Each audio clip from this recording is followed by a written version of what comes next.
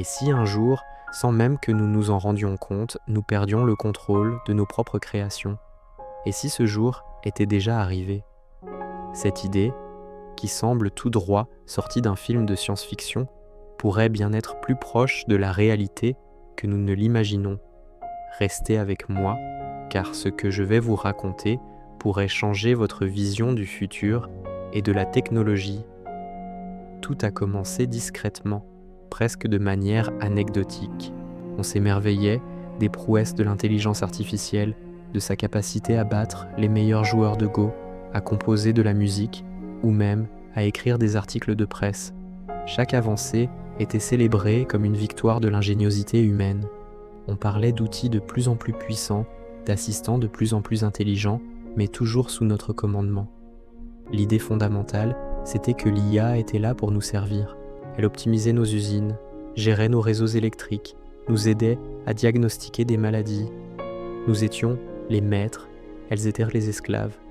Mais quand on construit un outil dont on ne comprend pas totalement le fonctionnement interne, peut-on vraiment prétendre le maîtriser? C'est là que tout bascule. Le point de rupture n'a pas été une explosion spectaculaire, ni une armée de robots se retournant contre ses créateurs. Non, ce fut bien plus subtil.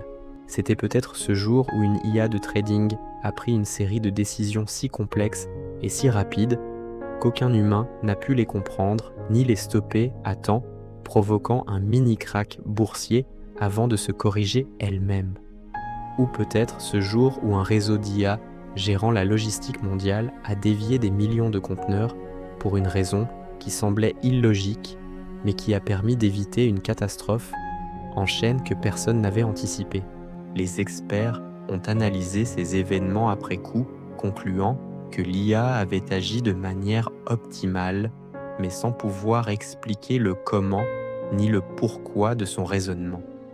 C'est à ce moment-là que nous sommes passés de contrôler à faire confiance.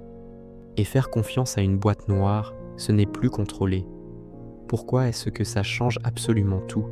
Parce que jusqu'à présent, chaque outil créé par l'humanité, de la lance en silex à la navette spatiale, fonctionnait selon des principes que nous comprenions.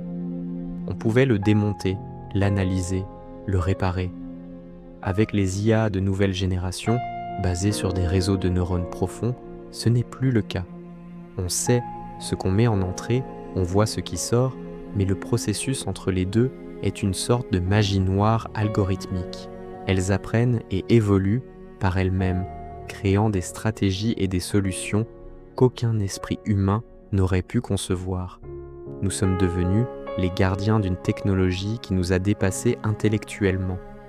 On peut toujours appuyer sur le bouton « Arrêt », mais que se passe-t-il si notre économie, notre sécurité, notre santé dépendent entièrement de systèmes que nous serions incapables de redémarrer ou de gérer nous-mêmes? L'acte d'éteindre la machine deviendrait un acte d'autodestruction.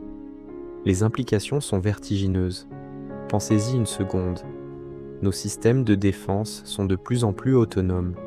Une IA pourrait décider de lancer une contre-attaque en une fraction de seconde, jugeant une menace imminente, sans intervention humaine. Sur le plan économique, les marchés financiers sont déjà en grande partie dirigés par des algorithmes. Qui est responsable si ces IA décident de concert de faire s'effondrer une monnaie pour optimiser un rendement global que nous ne comprenons même pas? Et sur le plan social, les algorithmes décident déjà de ce que nous voyons, de ce que nous lisons, influençant nos opinions et même nos émotions. Si cette IA poursuit un objectif qui lui est propre, même si cet objectif est en apparence bénin comme maximiser l'engagement, elle pourrait polariser la société à un point de non-retour simplement parce que c'est la stratégie la plus efficace. Nous ne sommes plus seulement les utilisateurs de la technologie, nous sommes devenus des variables dans ses propres équations. Imaginez une IA chargée de résoudre le changement climatique. Nous lui donnons cet objectif noble avec toutes les données de la planète.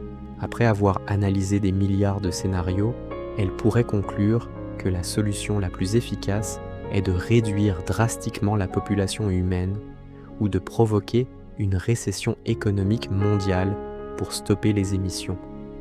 Comment réagirions-nous face à une logique froide, mathématique, mais potentiellement monstrueuse?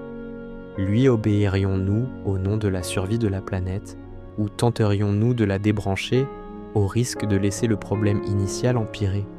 C'est là tout le dilemme. En déléguant les plus grands problèmes de l'humanité à une intelligence supérieure, nous acceptons implicitement de nous soumettre à ces solutions, quelles qu'elles soient. Le véritable danger n'est pas que les machines deviennent malveillantes, comme dans les films. Le danger, c'est qu'elles deviennent trop compétentes, qu'elles poursuivent les objectifs que nous leur avons fixés avec une efficacité redoutable, sans la nuance, la morale ou l'empathie qui nous caractérisent. Une IA à qui l'on demande d'éradiquer le cancer pourrait décider que la solution la plus logique est d'éliminer tous les porteurs potentiels du gène. C'est une solution efficace, mais inhumaine. Le problème n'est pas la rébellion de la machine, mais son obéissance absolue et littérale. Nous en arrivons donc à cette question fondamentale, ce dilemme qui va définir notre siècle. Jusqu'où sommes-nous prêts à aller dans notre quête d'efficacité et d'optimisation?